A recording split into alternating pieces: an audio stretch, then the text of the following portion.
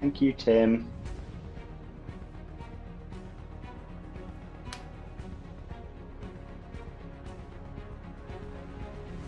Okay. We'll give it a couple minutes and then we'll just start, I Mhm. think, workshopping some monsters to start with. Yeah, I think makes sense. Do we want to start with some witch familiars? There's like a Yeah, yeah, we nice, could do that. easy, And ease in.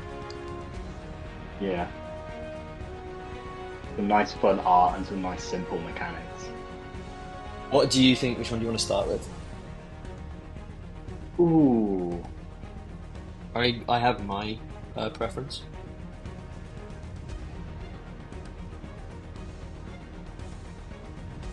Oh, I want to do Audrey too.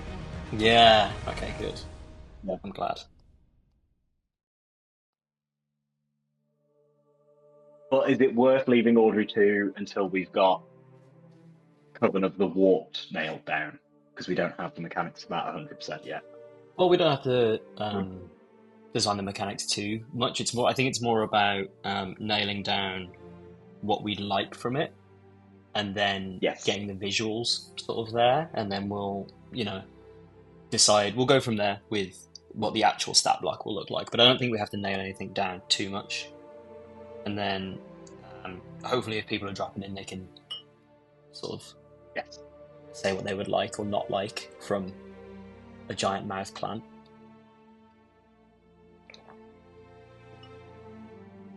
PG responses only. Also, if there is anyone here, say hi in the Twitch chat just so we know you're not our friends that we've told are on we're streaming. It will. It And will. to be fair, It will entirely be that currently. I mean to be fair, and if you're our friends, also speak to the Twitch chat. Yeah, you'll have to make an account to do that. I think the only one that won't have an account is Tim.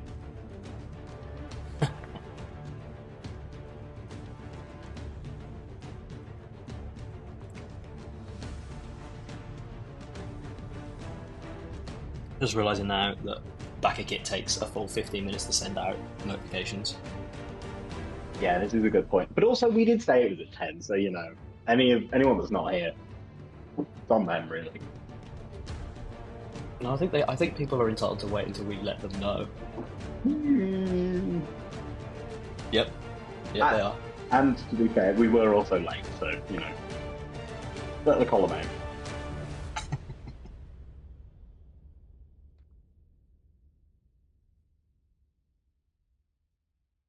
I should maybe grab a little bit of reference for this.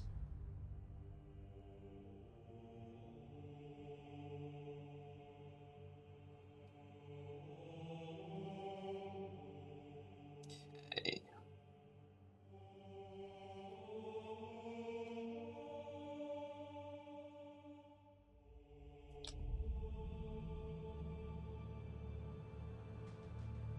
I was just thinking it would be really nice if we could see who is viewing the stream, and then I realized that no one of any decent size on Twitch needs to know every viewer they currently have, and so that's likely not a feature that exists. No, no, it's not. That would be insane.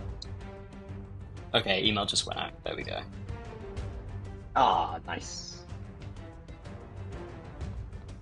Let me speedily get some reference in my brain.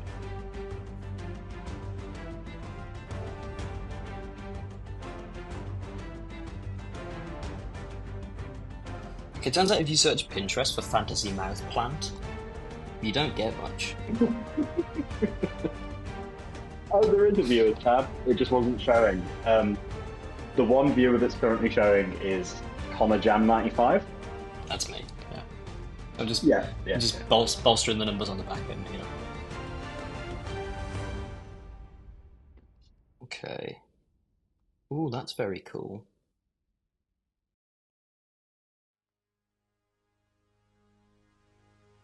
So in Very, very terms of cool. like design vibes, are we just thinking like piranha plant from Mario with like leaf legs? Yeah, well, I think we're going to we'll try some different visual concepts, and we'll probably be taking breaks, to chat through different parts of the book and things like that as we go through. Obviously, me and you have got an idea of what we intend for the Coven of War. Once that's all put together design wise, but obviously it's the loosest of the three. So I think we'll just have sort of an open discourse about what we want that to look like and how that's going to inform the plan pal that you get, and then we'll go from there. I think in terms of what will work and not work, and I can try some different visuals, and we can see what we like, what we don't like, and figure out as we go. That's probably the best way to do it. So I'm gonna add this reference in now while I'm thinking about it. Turn this off. Do. Oh, nice. Tim made an account. Hey, Tim. Okay. Put some reference in there.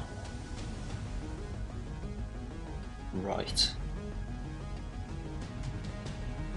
So, How do I ban Tim? okay, so I guess we can start with a bit of monster design, can't we? Yes. Now there we go. Just get straight into it. So let me get my canvas up. I want to get rid of. There we go. You should see my canvas now, I think, if I've done that correctly. Yes, I can. Wicked. All right, so what I'm thinking, like I just went online and checked out some reference for what we might want to do for the Blue Moor. I should write, actually, what I'll do is write that sort of big here.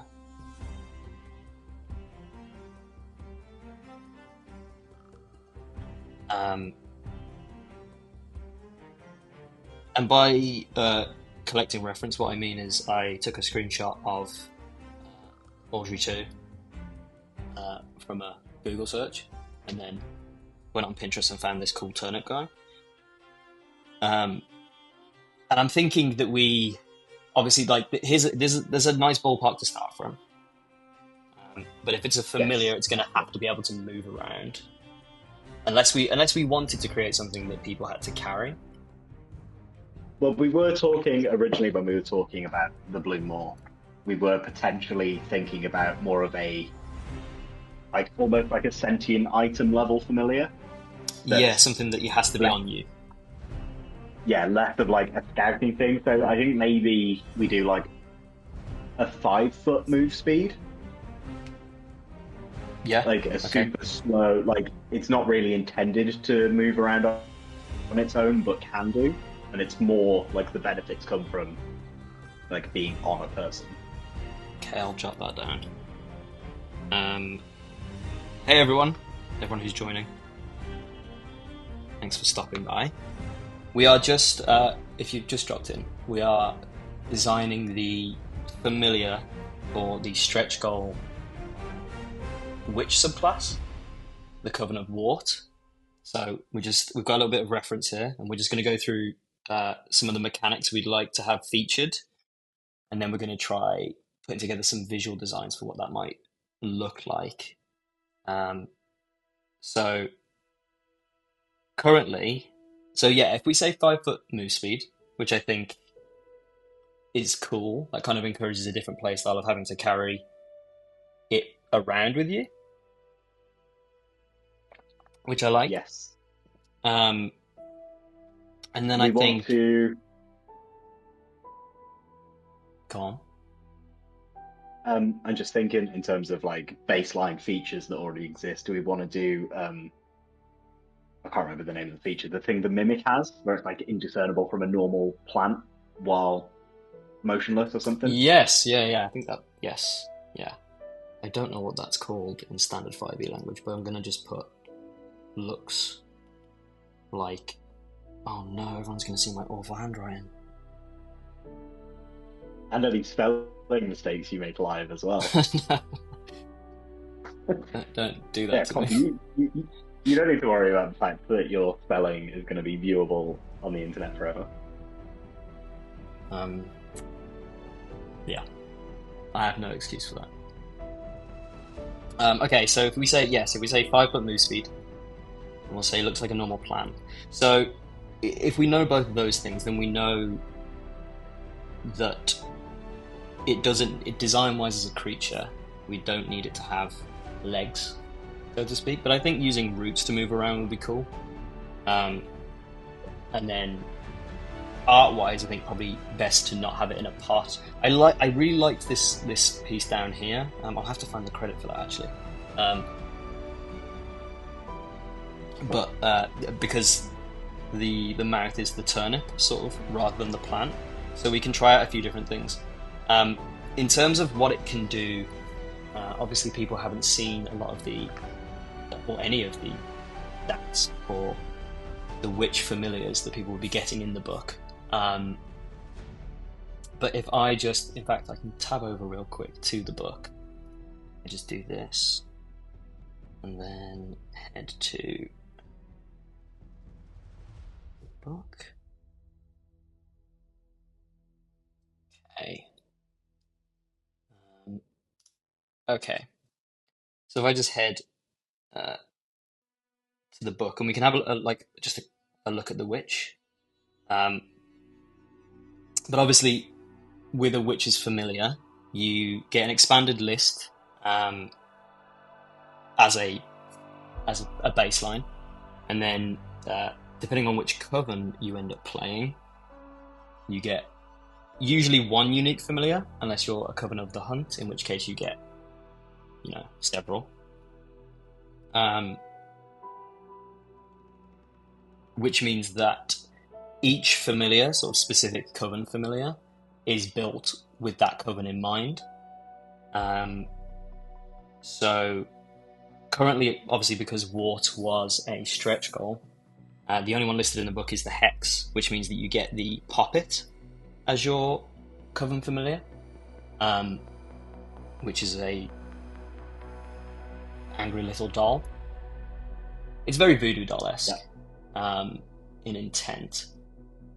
But for the Coven of the Wart, we obviously want to build something that aligns a little bit more with the subclass ideas we have for that. So we could spend a minute now just quickly going over what the subclass is hopefully going to look like once we've got the mechanics of it a bit more nailed down post-campaign. Yeah, I think also the best example of it is potentially the is it the Mesmer's Moth from the Old Adventures, in terms of like the functional components in terms of spellcasting. Oh, as in it acts as a component. Yes. Yes. That was some of the vibe of the Coven of the Wart being able to like alter spells through components and castings and stuff. Yes. I think actually I do have a very basic. Let me find it. A very basic version of the Bloommoor that we drafted up just in case. So currently, false appearance. That's what it's called. That's the feature. So so currently it has false appearance, and then the features that we've listed for it are. It gets a thing called. Actually, I can show this. Yeah, I can show this. So here's the current, very, very rough stat block that's built using TetraCube, which any homebrew There we go. DM will. Yeah, No. we know a little bit. So currently, this is the this is the most bare bones form of the Bloommoor that we'd worked up. So we can look at this and then pull some visual stuff from it, and then I think we'll just get into some drawing and stuff because we want to start exploring some art. But it gets helpful horticulture, which I believe that's the feature you're talking about, where it allows you to. It's supplemental casting. Yes. Um, Oh, that shows how old this version is. This is back when witches still had spellslot. Oh, it is. Yeah, you're right. So that's an easy port. We'll just move it over to use marks instead. Yes. It can move quicker if it's moving over plant life, which makes sense. And then it can communicate with other plants and bite things. So nothing too intense to start off with. So let's just, if I move back over to Procreate. So I think we'll just start exploring some visuals. Obviously we've got these reference pieces here. I've accidentally drawn on top of one of them, which will not be the first time I do that. So if we get rid of these for a second. So visual wise, we can obviously go sort of the toothy moor kind of way or something like this, which this is more your sort of Audrey 2 design with the roots and similar. That's like, you know, your Mario, Audrey 2 kind of thing. Have I drawn on top of the same thing again? I have. I didn't think that was going to happen as quick as it did. So that's one way you could go with it. You could perhaps... There's that bulb version that we just... This little guy down here that we could do, where it's more of a... I'm going to have to literally just draw a radish to start with or something similar. And then add the mouth after.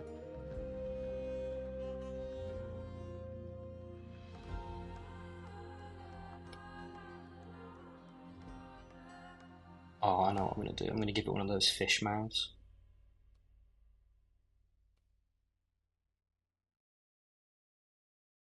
So it could be something a bit more like that. You could also do. That looks very mandrake root. I really like that. I immediately, the second I put eyes on him, I felt bad for him. Also, how does that guy move? Does he just kind of roll on the ground? I could give him like little root legs. Awful, bad. He needs. That can't be right. He needs others. That just gets worse. No, I just really like just the full like animal looking legs on what is very clearly like a turnip creature. Yeah, with his face the wrong way. Yeah, it's that. He look. Pet Lover said, "Oh, that guy has seen things." Yeah, he's only. Yeah, he's existed for less than a minute and already harrowed. I suppose you could give him sort of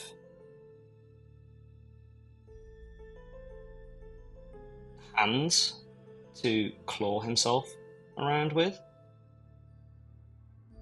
Again, getting more and more pathetic, and I still feel sorry for him. Yeah. Like, yeah. This guy's gonna be out there helping the witch, like super cursed the BBEG, and people will still be like, "Yeah, but we feel bad for the guy." Yeah. Yeah. Okay, so I mean, we could. What about a fungi-looking one? That could be fun as well, like a little mushroom man. Oh, a fungi-looking one. You could go like Yeah. full Toad from Mario, like just a little mushroom man. Yeah, we could do that. So something like what, like your classic kind of um,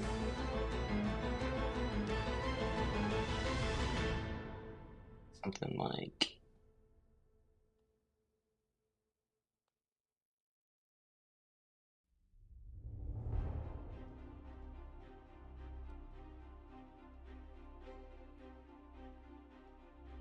this. I'm just trying to figure out how to get a big mouth. I suppose maybe you'd want the mouth like Part of me almost wants to put all the versions in the book, like just a little like buff of monsters. oh, like it can just look however you want it to look. Well, yeah, because I think I almost imagine the vibe of it to be like the witch animates a plant of its choice. It's not so much like a pre-existing creature that it summons like some of the other ones are, but in the sense that the Yeah, puppet is a like animated doll. This could be like whatever plant you have lying around. yeah, yes. That's yeah. I think that's yeah. Because I also like the idea that blue moors like they're not out and about in the wild. It's just the name given to whatever a witch sort of imbues her magic Yeah, into. Um, Shy Robot said tentacle root legs, but they grow in bunches. That could work as well. So it's made of multiple sort of roots that yeah. I think that individually maybe are makes doing the this, but yeah that makes the together. turnip one look a little bit less cursed if it has like if those hands are like bunches of vines rather than just individual roots. I suppose the real question we need to ask ourselves at this point is, do we want it to be cursed? And I don't think any of us should judge each other if our answer to that question is yes. But I think it's a question that we I, should ask. I'm always down to make everything in the book cursed, but you Yeah, know, it needs to have some wide appeal.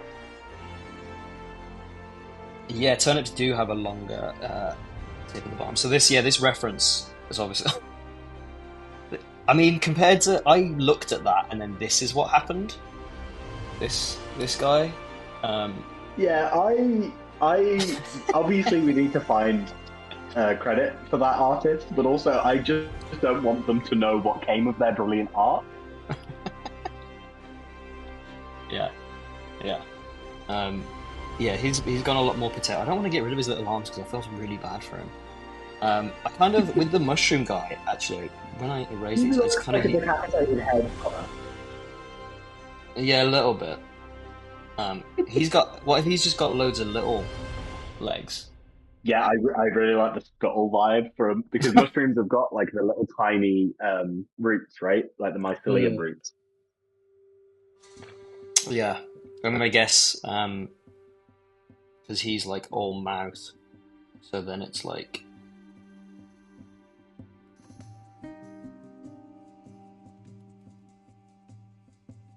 That's terrifying. like that. I do. I mean, I do keep coming back to like the classic Audrey 2. Um, well, yeah, we need. Oh, yeah, we definitely do. We definitely do. These are just going to be very. I hate to tell this to anyone that's listening right now, but every single cool piece of art you've ever seen on like the Faerie page or anything started out looking somewhat like this, and then it gets refined. The act of me making things mostly looks like stupid stuff, and then it's a hours long process of controlling that impulse. Yeah, Um, it's always quite fun when Connor sends me like a work in progress piece of art, and I'm like, I know it's not going to look anything like that when it's finished, but also I kind of want to keep that vibe. yeah, we're gonna have a little bit of it. Do you know what as well? I don't know if anybody saw, but we did a piece with Fluffy's folio. If anyone knows or follows Fluffy, um, and I think what you're seeing here might be a bit of their style bleeding into my work, um, because their rendition of the I think it was a Nixie, wasn't it? It was the like water pixie. Um, Yeah, Which if you Yeah. don't follow Fluffy on Instagram or have not seen their work, you should absolutely go check them out because they Yeah, rock. I feel like Fluffy really nails that kind of cursed but cute kind of vibe. Yeah, Like incredibly well. it's the little tiny creatures with big eyes that have definitely seen things. They've all seen horrific things. Um, I am actually just going to copy a link and throw this on our Instagram as well while we're Instagram story while we're workshopping all of this.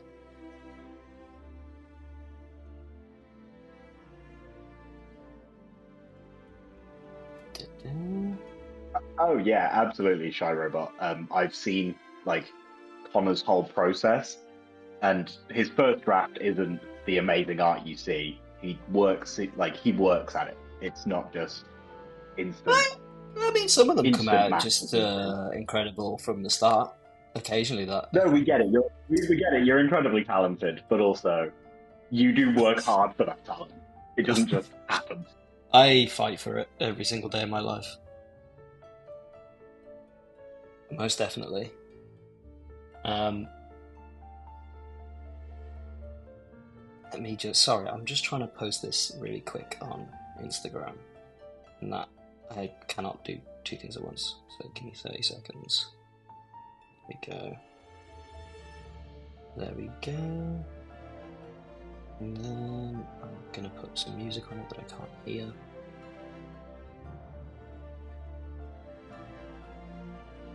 Boom, done. Okay. Yeah, indeed, definitely. I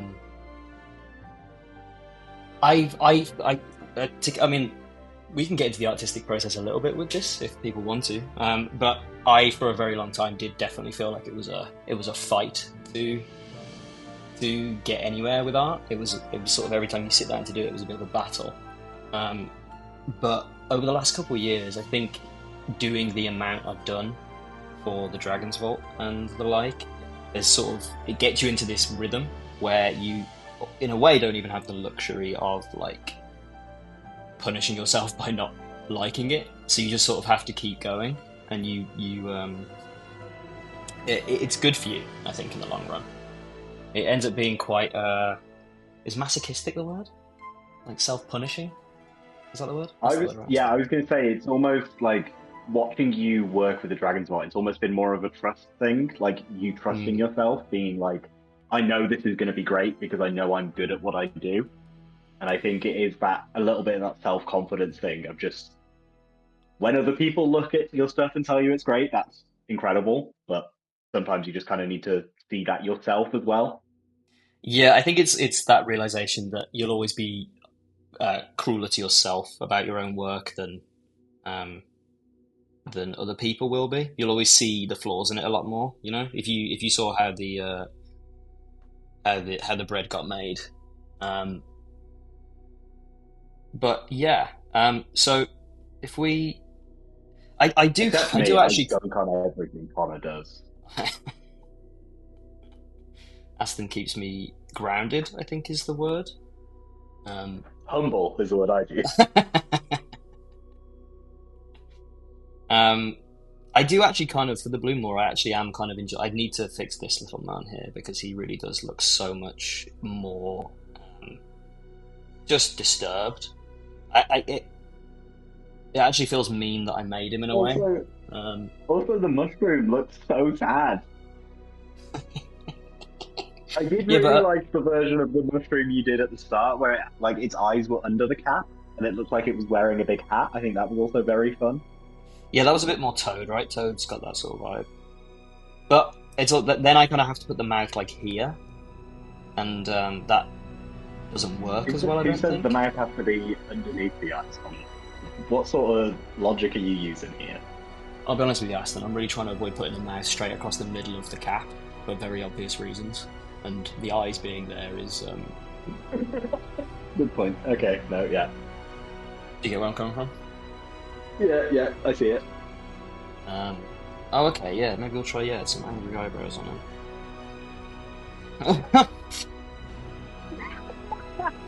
The problem is now is that he looks upset at me specifically for doing this to him. Yeah, we've Um, just built the BBG of Faerie is what we've done. yeah. Well, I think we need to go a bit more animalistic with them. I do But yeah, like because this they're one. not like people, right? They're like beasts. They're plant beasts in terms of vibe. Yes, they also do help with your casting. So I wonder if there's any kind of um, like magical motifs we could um, include that might sort of visually help with that. Sort of make like something visual to let you know from an art standpoint that that's what they are. Mm. A magical plant versus a regular plant. Although, I mean, obviously, this guy right here is magical. That's evident enough from the gleam in his eye. Also, Um, the fact he's like up and around walking is pretty magical. yeah, I meant more sort of. I wonder if actually, I'm just thinking. There's a lot of magical plants, obviously, um, in British and Celtic folklore. Yeah, I Um, was just looking at that. Mistletoe is a big one. Mistletoe is one, yeah. That's mostly healing stuff. The elder tree, obviously, elder bush, like elderberries and stuff. That's one. Mm. Um, Obviously, there's the oh, okay, classic, the that could mandrake. work. The mandrake, yeah, because the mandrake doesn't actually. Is it based on a real plant? Because it is actual. It's Yeah, literally a mythological plant as well, isn't it? yeah. Mandrake is a real plant that in Harry Potter they made look like a person. But to be fair, the mandrake root also does look a little bit like a person. No, but I mean, It's like, just I'm pretty got. sure in medieval literature, when they refer to a mandrake, they're talking about like a plant they think exists, not a real plant. Oh, I believe I could be I'm not wrong on that. 100% sure. So this is what elder like a elder bush looks like. So it's got like loads of these tiny little flowers, and then big leaves that sort of come to a point. Um, but the second I draw this, it does again. It feels very. It's almost like the thing you would have to make out of that would be a lot more dainty. Um, Yeah, that should not be next to the turnip guy. yeah, this was very cutesy, and this guy should be locked up, to be honest. Do you know what I'm going to do for now? I'm going to just move him because he just needs to be put down here in the corner. Um, okay, so to be honest, I think if it's You said thistle. Got potential Thistle there. and then Verbena, Wolfsbane, that's true. They both do have a lot of witchcraft use. Wolfsbane with wolf-like aesthetics would be very cool. Oh, we could try Like something a like that. wolfsbane wolf. Let's try both of them. Let's try the Wolfsbane first, and then we'll try the Thistle. I mean, Wolfsbane's got an absolutely like amazing shape to it that could work extremely well. So like a Wolfsbane flower, like profile, that's a bit big. Is sort of it looks like is this sort of shape.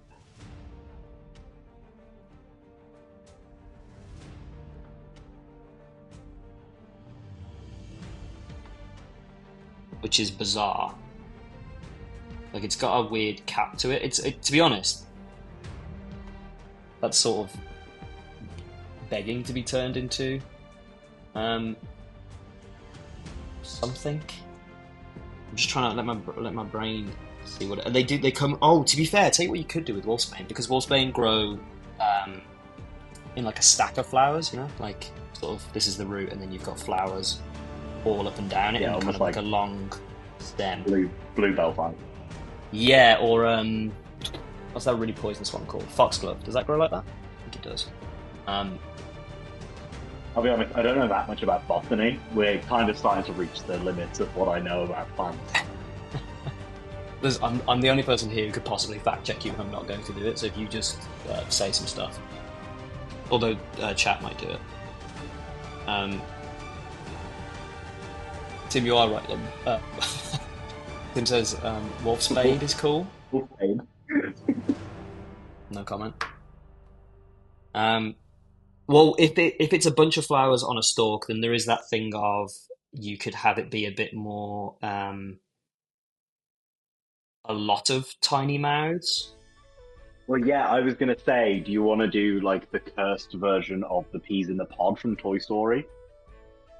Where even though they're one plant, they're all like separate faces on that plant? Well, yeah, to be honest, it's got like almost like a predator mouth. Like it has like Ooh, yeah, yeah, I get because that it's got vibe. these two like it's got kind of like an upper a bit like the Demogorgon, like Stranger Things sort of Demogorgon thing going on, where it's got these side flowers, and then these top ones. So there could be something there. Um, oh, uh, I was gonna say, yeah, if you could just reach out with the name of that book, that would be great. We love an excuse to learn more about witchy stuff. like at 100%. And please also do fact check us, particularly Aston. Um, Everything I mostly, say is 100% canon. So if there's anything specifically you want in Faerie, just let me know and I can make it so. mostly for my enjoyment on that.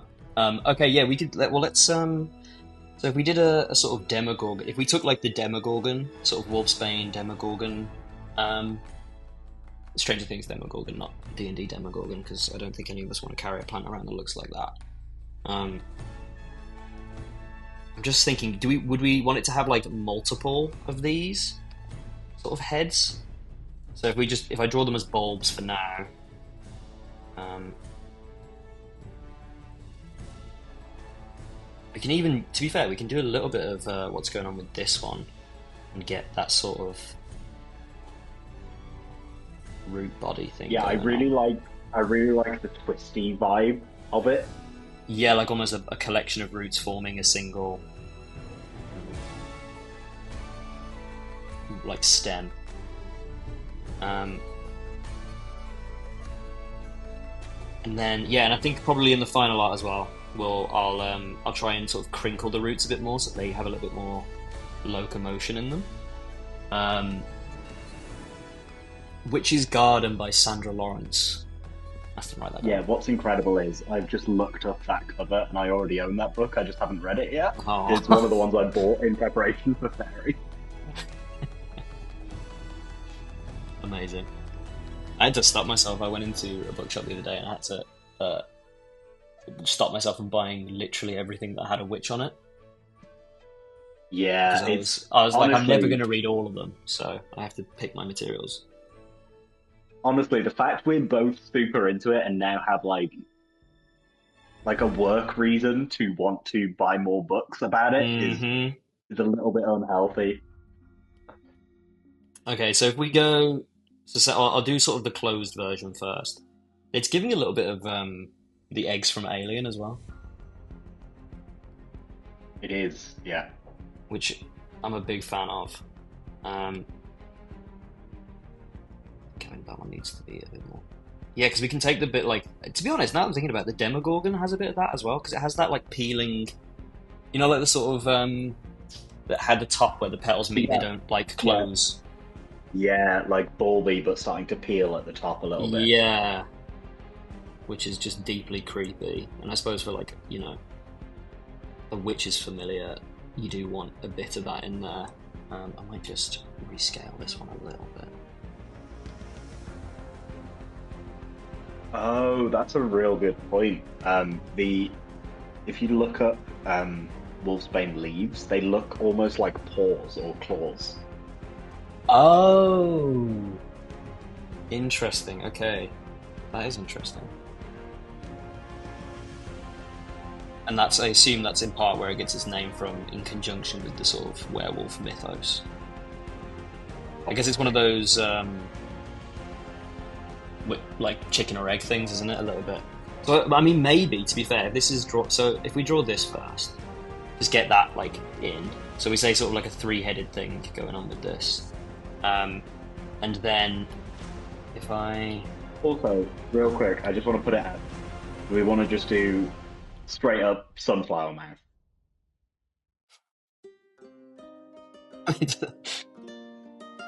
I'm gonna humor Like you and just draw sunflower, that for a real quick second. like sunflower face, A tiny sunflower. body, with a mouth, with a face. I mean, a sunflower is literally just a circle with like these sorts of things coming off of it. Yeah, and So yeah, it's so it's very quickly just gonna like I don't think that's a particularly rich vein of creative inspiration to dig in. Can't give it eyes. I refuse No, on principle. No, On principle. We've got something that works right here. In fact, to be fair, if we combo, so I'm just thinking if I draw with the mouth open.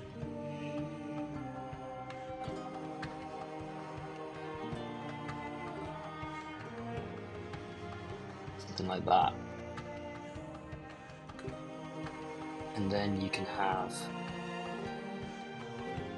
sort of thorn teeth. Ooh, Filling that up. that's real creepy. Something like that.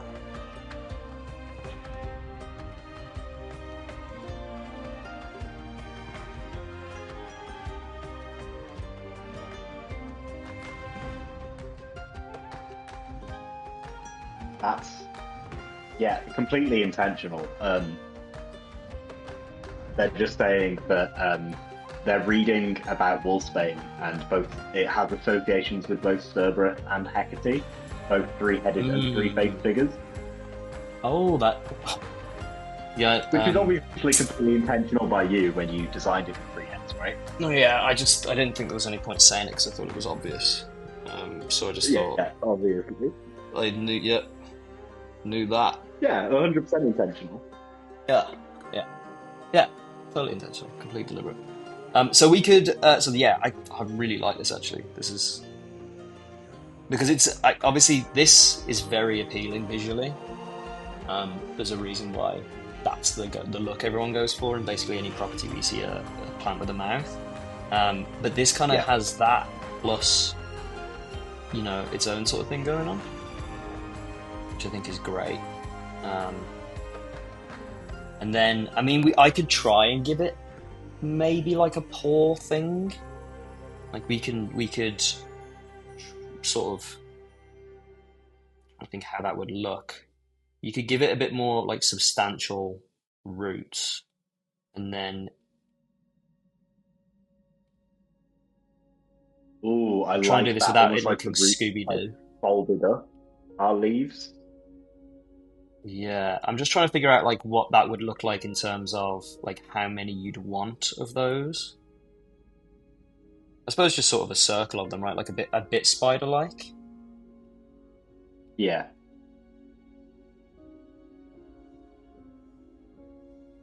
Or you could do is it what do they call that them? That leg on the right looked a little bit like it just had a human-shaped boot on the end, and that was terrifying. I could also try and do.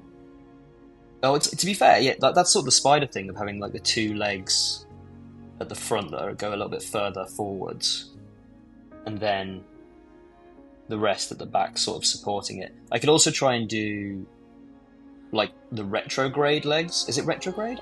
You know how with dog legs they have sort of, it's actually their ankle. Their toe is where like this joint is, and this is their ankle. Did you know that? I don't know if that's like a common thing to. Digitigrade, yes, thank you. Yes. So yeah, I was going to say retrograde is what Mercury? Yeah, not retrograde. I think that's my astrology. Yeah. Well, yeah. So basically, the way it works is, again, I'm going to absolutely butcher this, but it's sort of like the knee joint is actually here, and then the ankle joint is here, and then this joint here is the toes. Sort of how they form their leg. So do dogs just have incredibly long toes?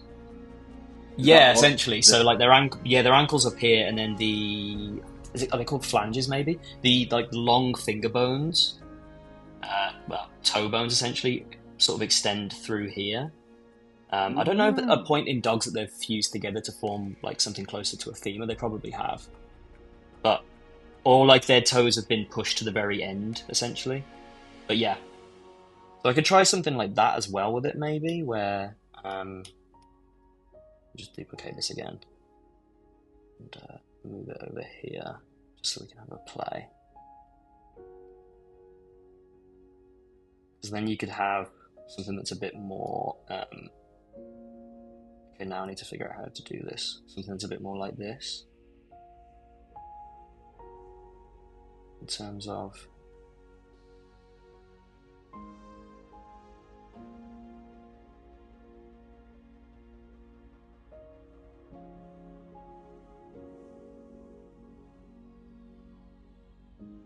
Which does feel inherently a lot creepier, but it also feels, I guess, a bit more insecty. Like, I don't know if it's giving dog in the way you'd want Yeah, it I to. think especially once like it's all greened up a little bit, it might look a little bit praying mantis vibe Yeah, or that's it. Praying grasshopper. mantis. Yeah, yeah. Okay. Well, I think the problem I'm having with this is it looks like the paws, dog paws, are actually probably, I would say, even on a wolf, probably the least intimidating part of the whole thing. Um, like Yeah, they're just incredibly cute.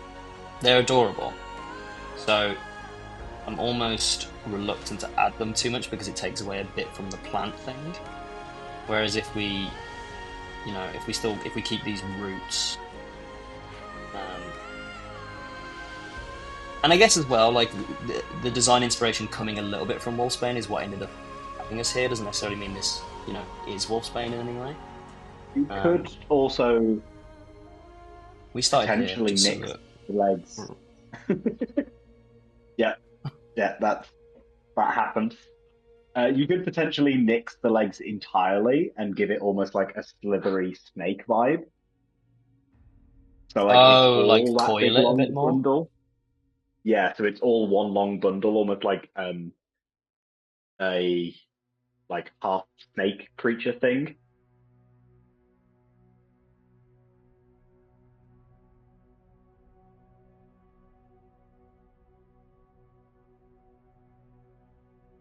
something a bit more like that.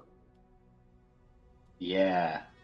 Then it like slithers along the ground, and then like when the witch has got the familiar on their person, it could be like wrapped around them and stuff. Oh, so yeah, so if you're sort of stood there, you know, staff in hand, and then you've got like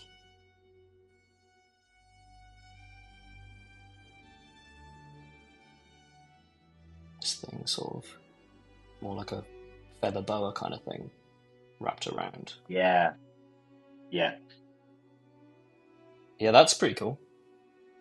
That's pretty cool. That's different as well. Um, And I think it's way less cute than the idea of just lots of tiny little legs scuttling, which I think is always inherently yes. quite cute. Yeah. Yeah, that's true.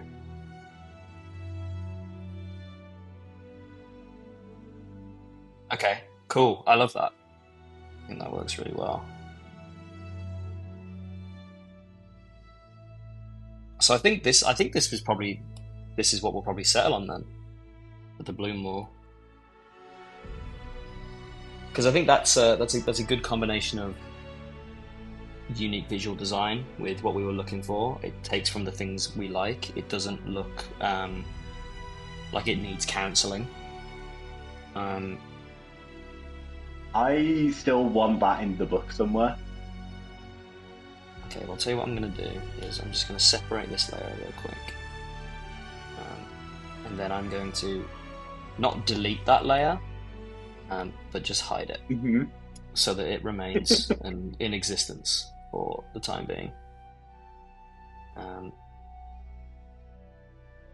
and there we go. I mean, that's great. I like that a lot. Um, and then I guess color wise, you'd obviously want to go. We can do a really quick, throw some color on really quick. What do we want? Maybe something on here. Yeah. Yeah, because I think probably what you'd want is obviously green has to be in there. Or I mean, it doesn't have to be, but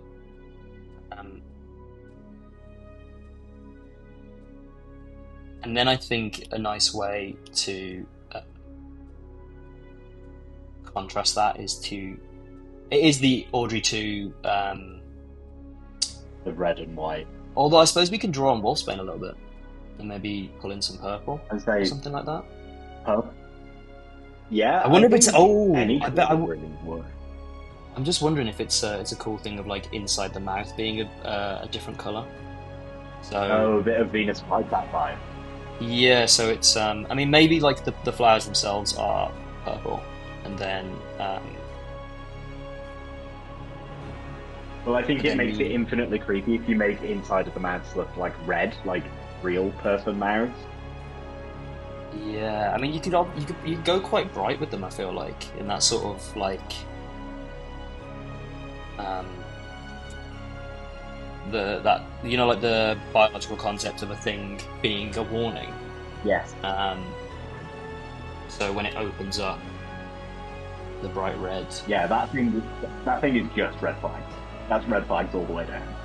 Yeah, which is cool because kind of when it's in this version, I think it's almost attractive looking. Yeah, I imagine you just see like the little tips of red poking out a little bit. I love that. Wicked. Cool. Okay, I'm going to just move this to the side and put that in a little thing so that we've got all of this.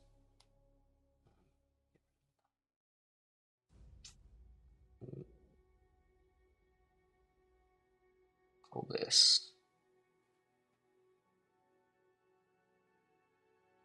A bit more. Cool. That's wicked.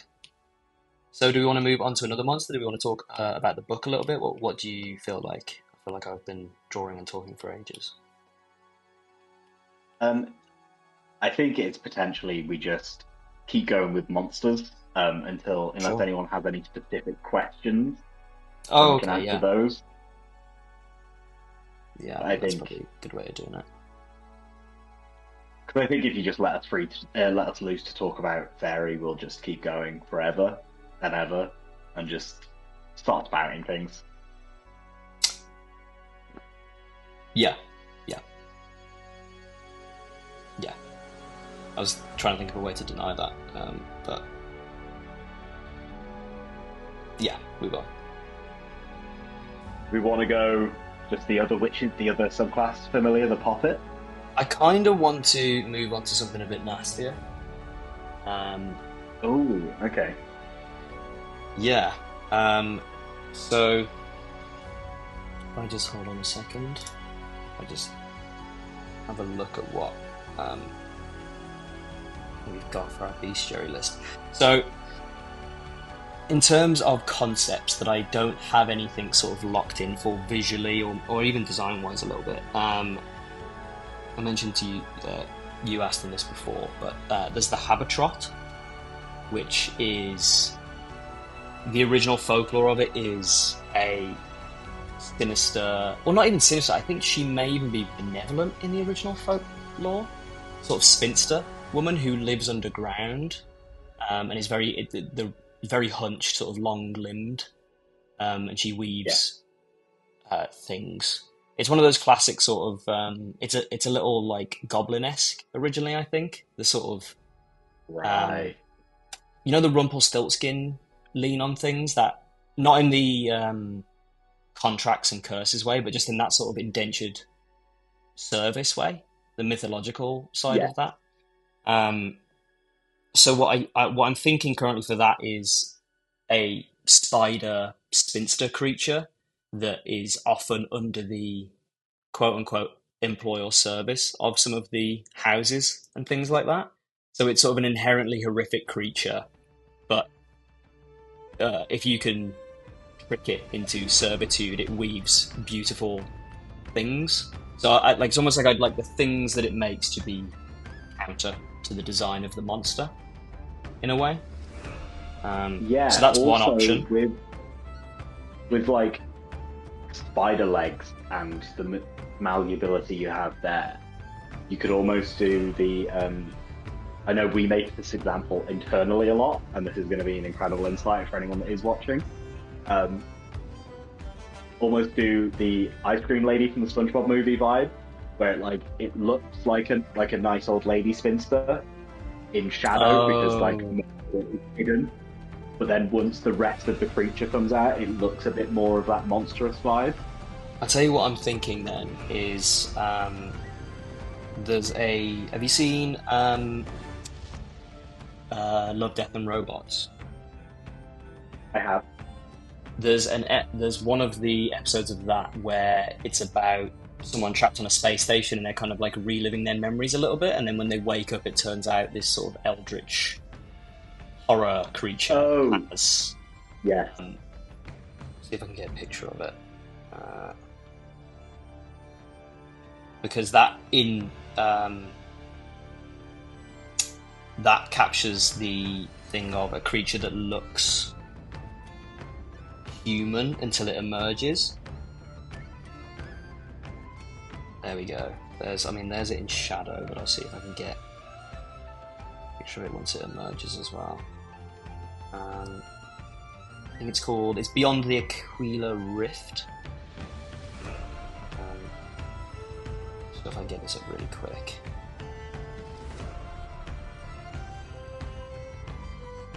I've got one of it in shadow. Oh, fantastic. There's a full concept art breakdown. Amazing. Okay, so if I come back here and drop this in so that we've got something to look at.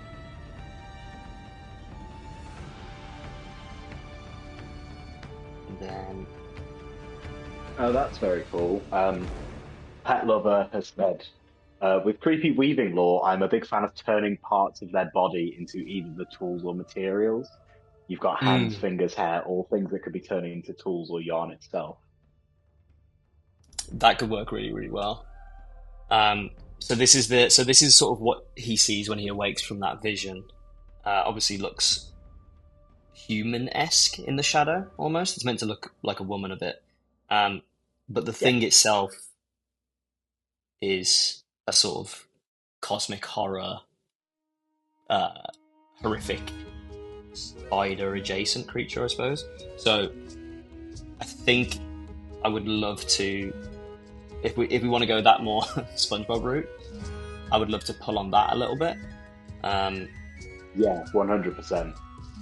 Again, it's like acknowledging that the lore is, to be fair, it's a little bit loose on this one, so I don't mind diverting somewhat from it. But in terms of mechanics for this creature, I don't want to copy the existing 5e too much, but I think we are building a spider, basically, in essence. But I think it would be a lot cooler, sort of with what Pet Lover Spy is saying. It would be a lot cooler to have a thing that doesn't just like shoot sticky stuff at you, and it instead wraps you up. Yeah, almost like in terms of mechanics, almost like the roper. Or the cave fisher. Is the cave fisher one as well that does that? It's got like a sticky filament, and then it pulls you onto sort of it hangs off big ledges. That one. Yes. So this spider thing of like it's got these legs. What does a spinster's wheel look like? That's a question. I should have a look at that. It's like a bench with a wheel and a point.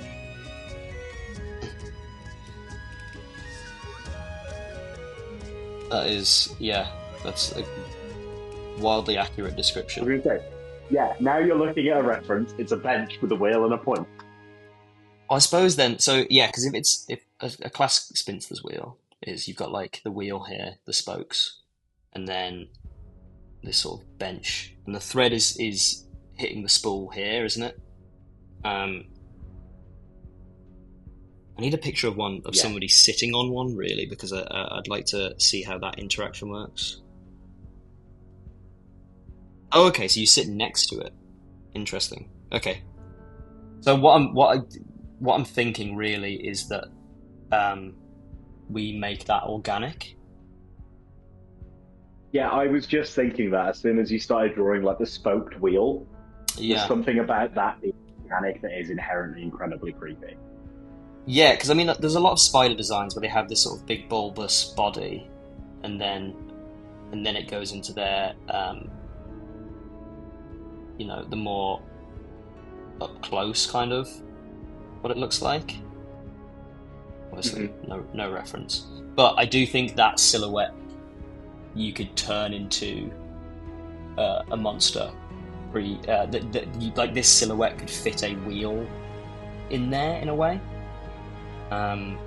Yeah, you could almost have, if you wanted to go the disguise route, you could almost have is it the thorax? Is that what it's called? The big bit. Yeah, this You bit. could almost have that being like the wheel while it's disguised. Yeah, so I'm just trying to think how that would.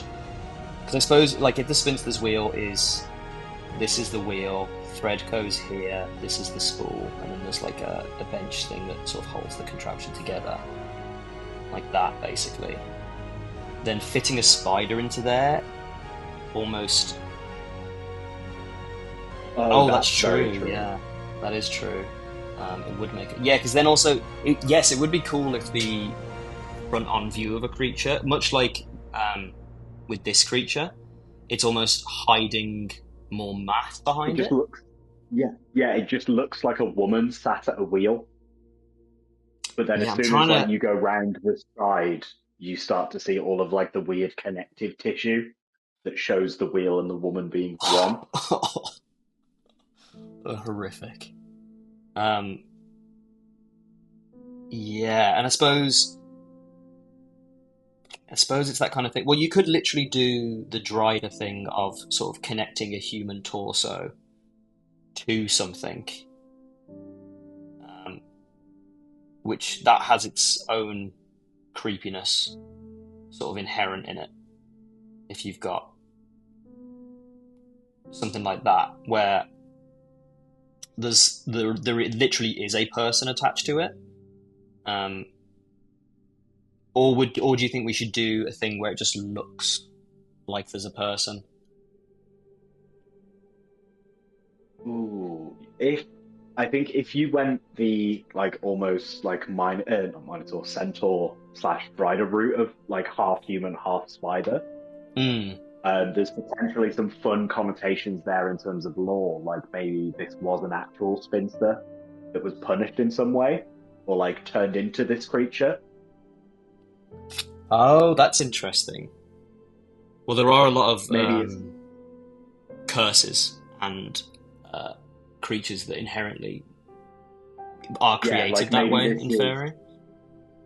Maybe this is a spinster that didn't create like a Fae wasn't happy with the thing that she made and turned her into like this weird creature. That could be really interesting. Yeah, so I suppose that, but even then though, I suppose we can, if we sort of play with it a little bit, we can decide how much person we want in there versus how much monster we want in there. Yeah.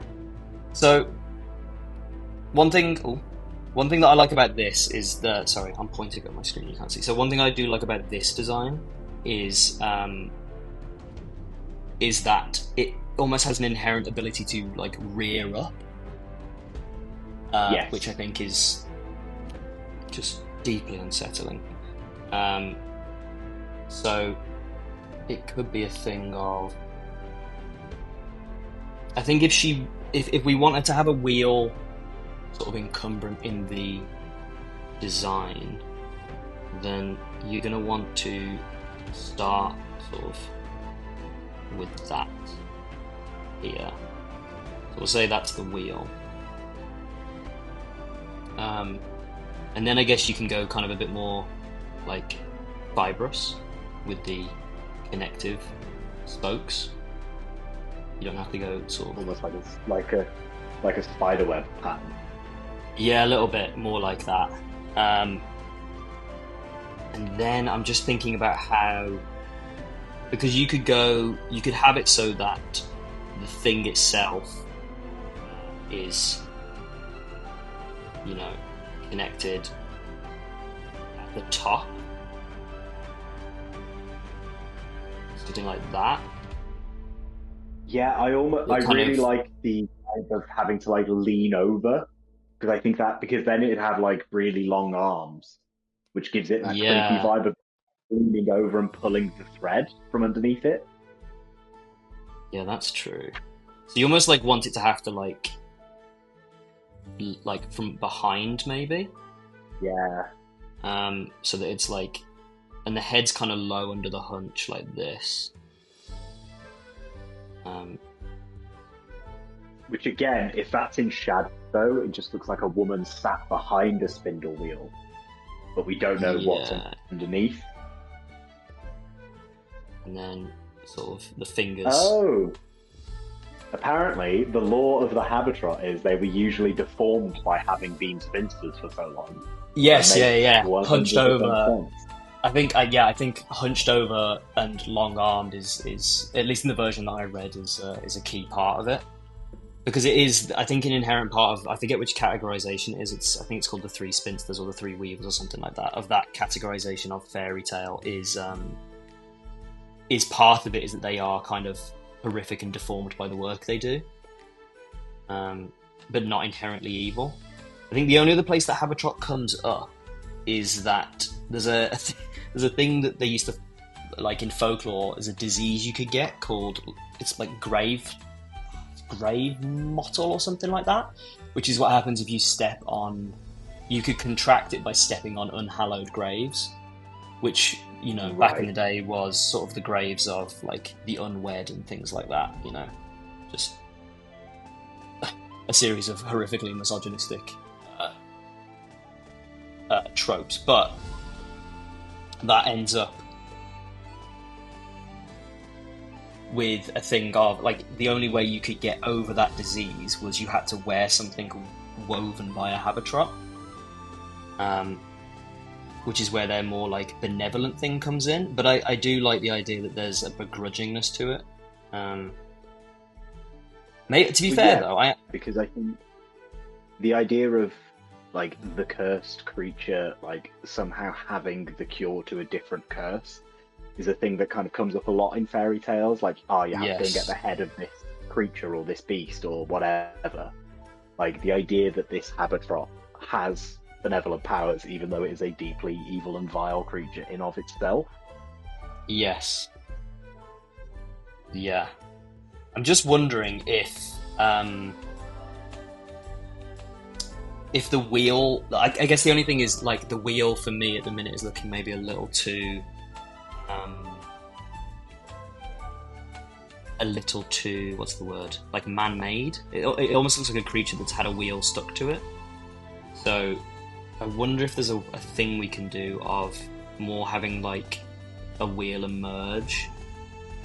Oh, I wonder if, Like, you know, if essentially we're doing, you know, if spider is the start, at least part of the starting point, then one thing we could definitely do is still take this spider design, but instead of having, like you said, the thorax be the wheel, we sort of treat this body portion as the thorax, which means that right. it would come a bit more like, this is essentially where the hips would be. So then the spider body would be more like here, which is obviously inherently a little bit more scorpion.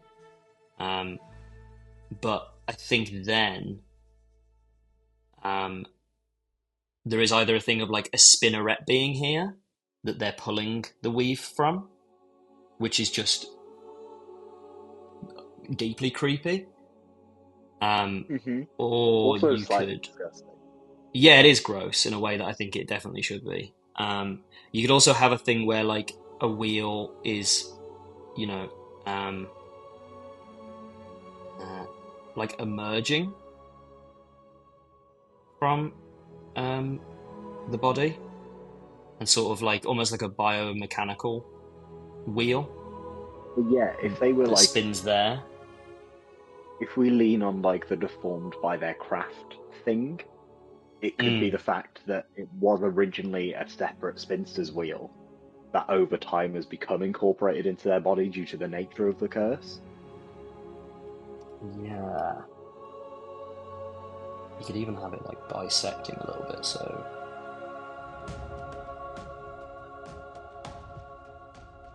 And then take away the legs entirely, and you've got a unicycle witch.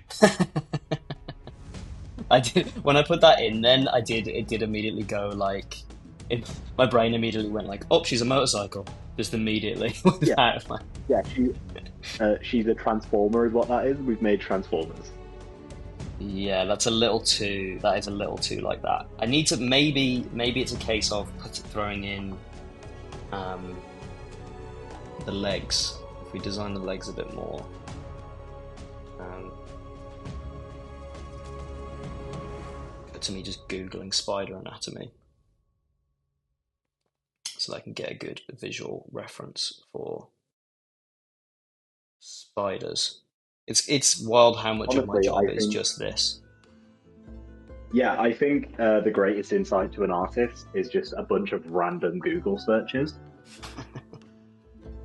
Yeah, especially like a fantasy artist, because the things you have to end up googling are like so esoteric sometimes. Okay, cool. I've got a general idea now. It's also like there's so many different kinds of spider, but they tend to, so their legs look like they tend to be three jointed. So they're mostly like, Yeah, because they always go up, down, and then in, right? yeah, yeah. So their legs are coming up a bit more like this, and then their back legs are sort of doing it similar, like that. This thing is horrible. But I also kind of want Yeah. maybe it Can to you be a give bit it like a more. little smiley face for the work in progress, just so it's less creepy? No, we did enough of the smiley faces with the cursed turnip and the like. We need some creep. Um, yeah, so I think maybe one thing that's really nice about this the Aquila Rift sort of creature is that it has these big claw. Um, like they're very tight in, so the legs are very sort of this way. They're very like kept close to the body, um, Yes. which is cool because I think it also it makes it look weirdly. Oh, you know what would look cool? You know when spiders get like scared and they sort of pull their legs in like this, and they have this weird like bunched up thing going on, Yeah. where it's almost like just trying to be as small as possible, and you have like this weird gaggle of legs all there. I think that looks immediately really creepy. Awful. I hate Yeah. it. Um, I don't mind spiders, but I think something about the body emerging from the back of the spider is immediately way more creepy than like the Dryder vibe. oh yeah, yeah. Well, Dryder's very much like Spider Centaur, isn't it? Um, Yeah, I suppose as but it's well. like Like, imagine a centaur if the human body came from the horse's rear end instead of front. suppose you want to go. Oh god. You want to go a bit hag-like with the visuals, maybe. Well, there's two kind of ways you could do creepy. One is that you can lean fully into the creepy with something like this, um, Hmm. you know, and make throw. It's the HR Geiger thing, isn't it? Of like throwing in very human elements into a design in places where they shouldn't be, to elicit that uncanny valley almost purposely. So you Yeah, could be so you could lean really hard into just like very creepy looking old woman is one way you could do it. The other way you could do it is get rid of that face for a second. The other way you could do it is to just have a very normal looking face on there. That doesn't inherently like have a ton of creep to it, because then you can lean into the idea of if you just saw the face, it wouldn't immediately proc that there's something amiss.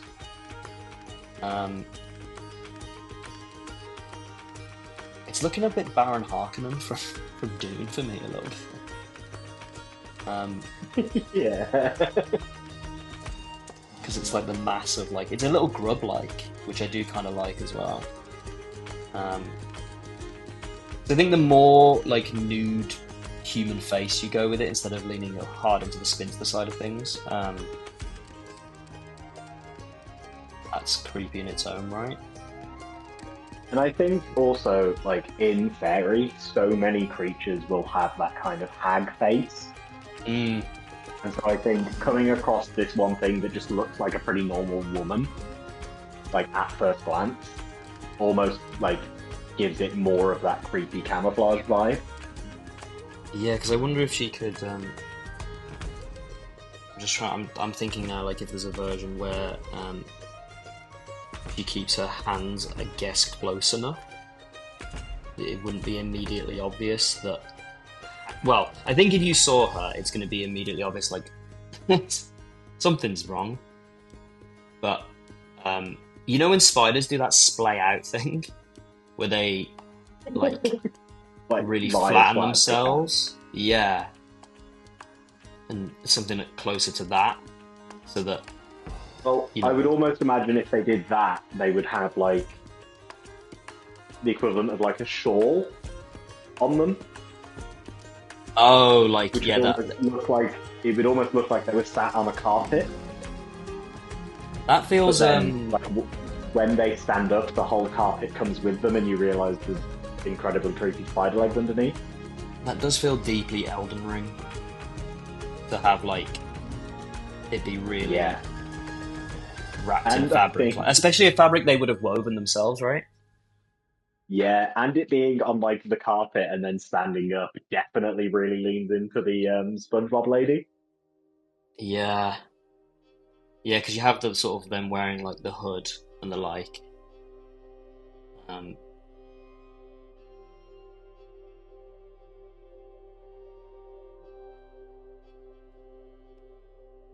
so yeah, when you see them, you don't really see this until it stands up, and then you've got... Yeah, and then the old lady you thought was like 4 foot tall, hunched over, rises to like 10, 15 foot tall, up on giant spider legs in front of you. Yeah, yeah, that's bad and gross in a way that's good. Um, Yeah, I also do think there's maybe a thing of it's not a spinster's wheel, but it's the what's the other thing they use for weaving wool? Um, you know, the thing that's like got a bunch of arms to it, and it's that you weave the wool through a loom. Is it a loom?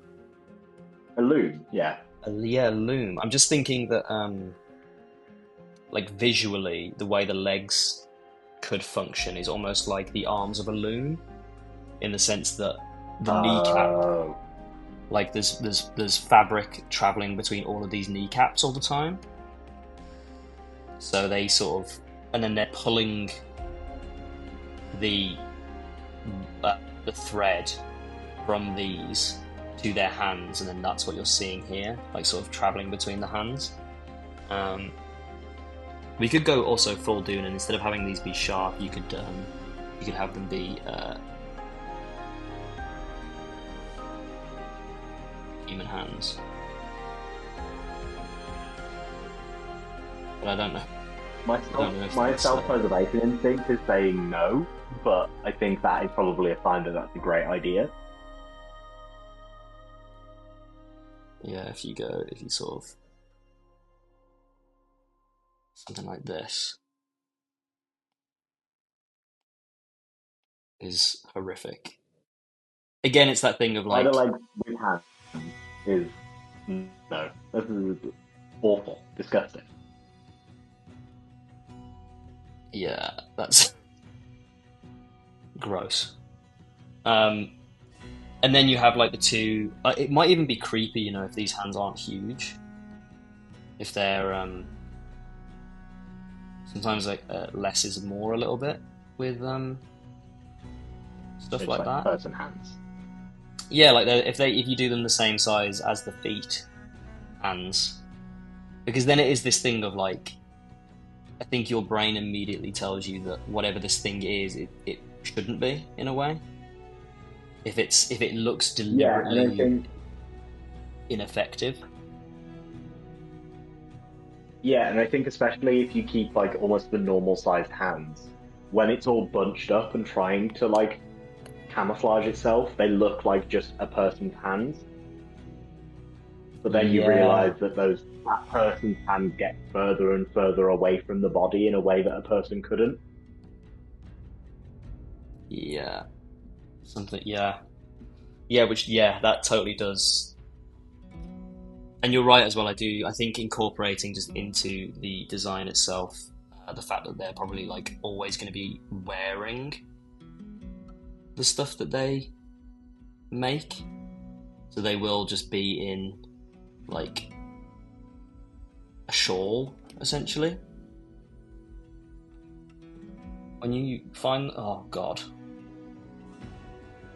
horrid, horrid, in a good way. And then I think the final thing I probably want to do, if these are all sort of hands, and obviously like you'd lean a lot into the muscle and bone of that.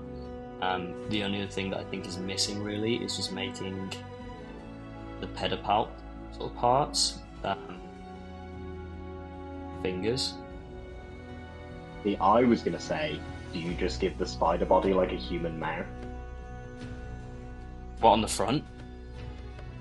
Yeah, like maybe the abdominal face or abdomen face, thorax face doesn't have a mouth, Oh, like up and it's here. yeah, but it looks like it does. But then you realize it's talking from further down because there is a face on the front of the creature, and it's just like a big human mouth. Oh god.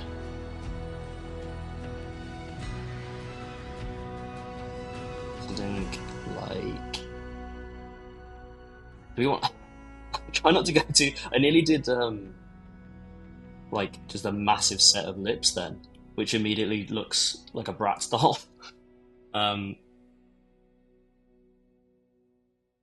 that's Yeah, that. I mean, we can't do the lips cannot be that luscious. Is the problem if you're going for Cree. no, absolutely, yeah, Um, but that vibe. you almost again maybe you almost want it to be like closer to human You, sized. but that's the thing. You just want like normal sized mouth, like as if it was an old lady's mouth. Yeah, Yeah, like Pet Lover, withered old lady mouth. yeah, add some like jowls in there. So it's like this creature has all of the component parts of like a withered old lady. They're just all in the wrong place. I wonder even if we get rid of like the nose a bit up here, and we have this mostly just be the top half of a face, and have it sort of bleeding in, and then yeah, and then it looks almost like the face got extruded like through the uh, Oh, the whole that body in is a way. awful.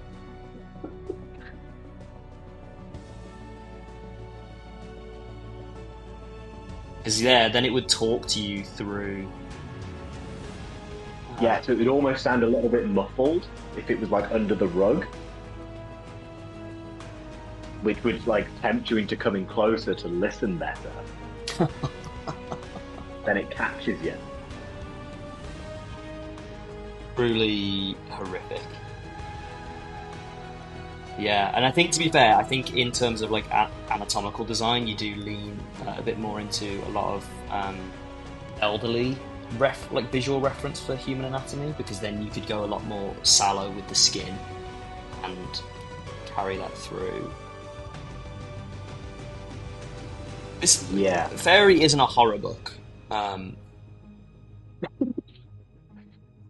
I don't But know, based on the two creatures we've made tonight. clearly it's going to have some of that in there, yeah. But to be fair, I think so did Tempest. Like, as soon as you made the castaway, I was like, cool, True. that's our vibe. That's very true. And I think, to be fair, I guess color doesn't matter too much on this one, because it'll be more about the shawl I they're was wrapped in, almost, and just the silhouette is what will be creepy. yeah, I was almost thinking like the actual creature, like the spider bit, are just like, um, almost like bone white. Yes. Give like, again, in darkness, that kind of look of like a sallow old woman. Yeah. Well, again, like the way Aquila, obviously this is black and white concept art, but in the Aquila Rift, that one thing I really liked about that was how pale and contrasted it was to the environment that it was set in, which obviously made it immediately look Yeah, like fleshy and creepy. So I think, yeah, you yeah, just and I go think pale. like the bottom art of the Aquila Rift stuff, I think Mm. like that shows like in the right lighting, it also looks like flesh in a way that helps Yes. it like hide itself. Oh my god. Imagine if like one of these legs just sort of extended out from like its body is like this shape. And then imagine if one of its like front legs extended all the way out to where it was holding itself.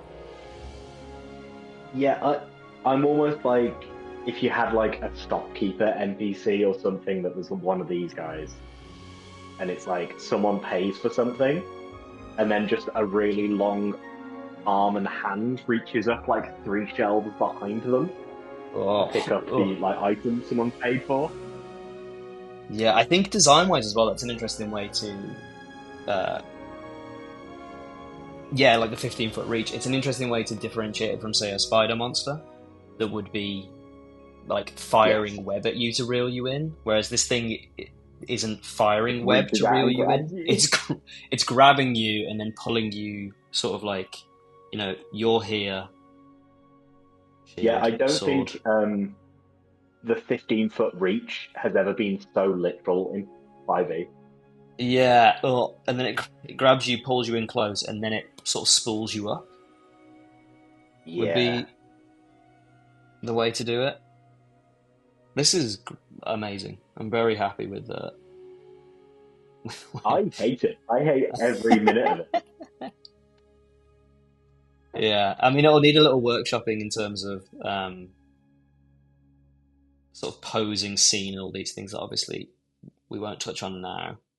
Um, but And I I'm almost very, feel very like happy this with is that. one of those things that you'd want two art pieces for. Like one of the like little old woman sat in a bundle of rags, and then one of its like big, creepy extended form. Oh, yeah. It's just, I mean, even this stupid little thing I did here to illustrate its reach is it's horrid. It's got a, sort of Spirited Away. Is it Spirited Away with Yes, yes. sort of the thing of like the face being here but the mouth being there on something? Is it It's is his name Ghost, Faceless? not Faceless. I was gonna Ghostface. say Ghostface. Oh, That's Ghostface's no, Ghostface Scream. is green. Yeah. Yeah. Um. Yeah. This is horrid. But yeah, I know what you mean. You do want to. Well, to be honest, like all of this stuff we're doing will probably go in the book anyway, just as We were both wrong. It's No Face. no face. What did you say? I said, what did I say? I can't remember what I said, but I it said wasn't No Face. Ghostface. I said Ghostface, which it also is definitely not. Um. Okay. Well, I'm gonna call this. I'm gonna get this one. Call this one done. I I think think for now. also like that little sketch of like the little old woman in the bundle of rags looks very like fortune teller vibe. Like, oh, come closer, my pretties. I'll tell you your fortune. Then it's like, boom, huge spider monster wrapped you up in its web. Yeah, it's that thing of like, why is this old lady sat in a 20-foot wide room with no furniture in here under a rag? It's right in the center of the room. Yeah. The floor is legs, which is, I guess, is Yeah, it's like, not a thing you ever want to hear a DM describe to you. yeah, I feel like as a player, that's immediately like something is about to go wrong. But also, there's probably loot in here, so we're going to go in there anyway. Yeah, 1,000,000%. A million Lair percent. action, leg. God, that's awful. I think it gets worse as well because we've got that whole action leg. I think because we've got the whole like face going on down here thing in the final art piece, you know, with the lighting and stuff to sort of draw your eye through it. It is going to be that thing of you're not going to notice that part when you look at it the first time, which is nice because it gets worse every time you see it. Yeah, this almost feels like the sort of thing that a DM puts in their game, describes how creepy it is, opens up the page to look at the stat block, and then just realizes how much more creepy it is. Yeah. And it gets like, yeah, I do like the idea of not sort of inherently making them evil. They're sort of victims of a curse in a way. But I suppose that leaving it up to DMs as to how they would want to run a thing like this and not necessarily baking it into their alignment or anything like that, I think You would could be potentially cool. lean on a bit of the like the Drider lore, because obviously we've got the Etikin, who are like spider Yes. people. And in like Faerun lore, Drider are cursed drow. They are cursed by Yes. Lol in some way. So potentially a Habitat is like a cursed Etikin in some way. Oh yeah. Well, do you know what I think that's good about curses is that you you sort of even the people that cast them don't often know why they work in the way they do. It's very I think like ephemeral. So I think in the Yeah, lore of it, you would write in the several ways that people assume Habitrots come into fruition. yeah, Um, absolutely. how long have we been going for? We're nearly at 2 hours now. So do we want to do one more monster, and then we'll We call can it? do. Yeah. And we'll do. We'll call. Can we do something nice? I don't. Can I request something sweet? Thank you. Um, I don't know. Let's. Well, I tell you what. I'll have a look at our sort of bestiary list, and we can pick from that list what we might want to explore a little bit. Um, okay. Well, yeah, Robin. Obviously, we know that all old ladies are truly just eldritch horrors. I've never met an old lady that was. I think we all know. We've all had grandparents who were not that all the time, but could be that if they needed to be. Yeah, I think it's a superpower you develop after the age of You 70. have to be scary. You have to be scary sometimes. Yeah. You just have to. Okay, so the list we've got to pick from, as in sort of things that I've got that we don't have a solid visual for. There is there's the Shelly coat, which is my concept for that in Faerie is a creature that wears the like armor and shields from battles. So the idea is that you never really know what the actual creature looks like inside of it. Mm-hmm. I think it's like Scottish folklore originally, the Shelly coat. And I think normally they're another version of the sort of drowning monster. So that it's like the world over. The original purpose of the folklore was so that parents and grandparents could tell their children when they say like "don't go near the river" and the child says "why," instead of just saying "because I told you so," you can say, "well, there's a horrid thing." Again, yeah. Yeah, there's a horrid thing in there that will get you. But I think that Shelly coats in the original are a little bit more trickstery than pure horror. So they're not the same as, say, like kelpies and things like that. That really will like they're just looking for an excuse to drown you. Um,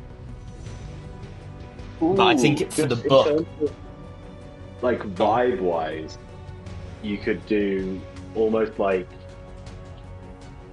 I'm thinking like almost like a traveling trader type creature. Okay, Like it picks up and is always wearing all of its wares. Like, and it's sort again, of that's like it's very not traveling. Miyazaki, very Studio Yeah, Ghibli. yeah, Yeah. absolutely. It's not traveling with like a big carriage full of armor. It's literally like its whole body is these pieces of armor. And if you like go back on a deal or anything like that, that's when the like drowning aspect of the myth comes in. Yeah, I did also think very much. Obviously, like the realm of fairies is steeped in war, and I guess civil war is the way you'd put it. It's fey houses against fey houses.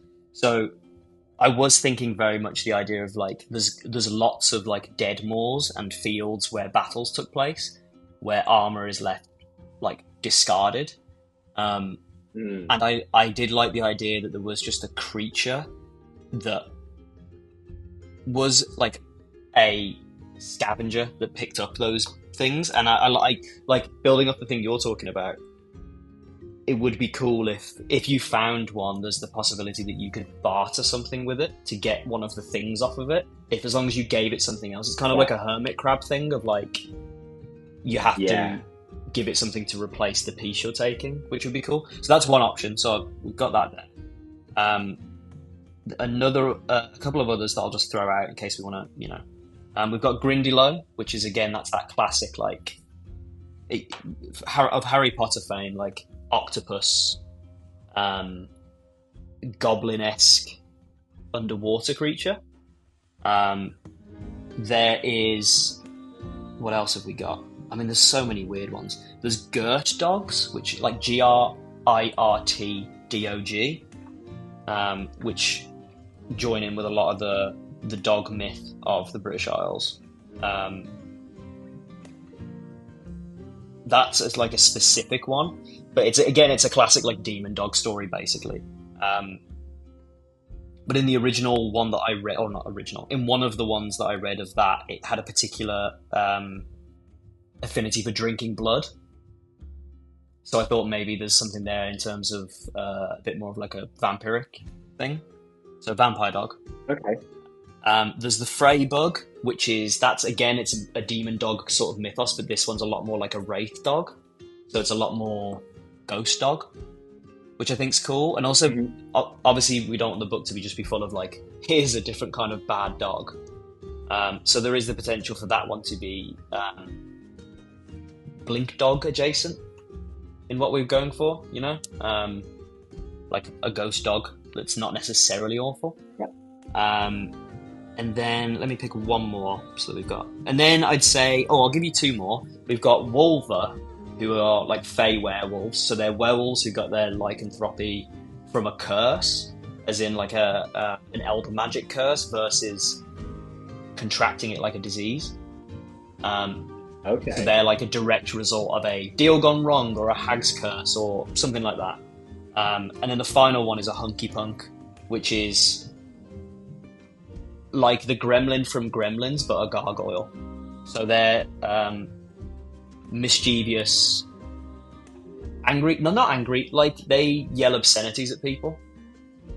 Their job is to be annoying. I think purely based on the name, you know which one I'm gonna pick. They all have a little bit of a ridiculous name, so I genuinely can't tell. Absolutely hunky punk. Hunky punk. I can go for hunky punk, which is cool as well because that means I'm gonna have to very quickly grab a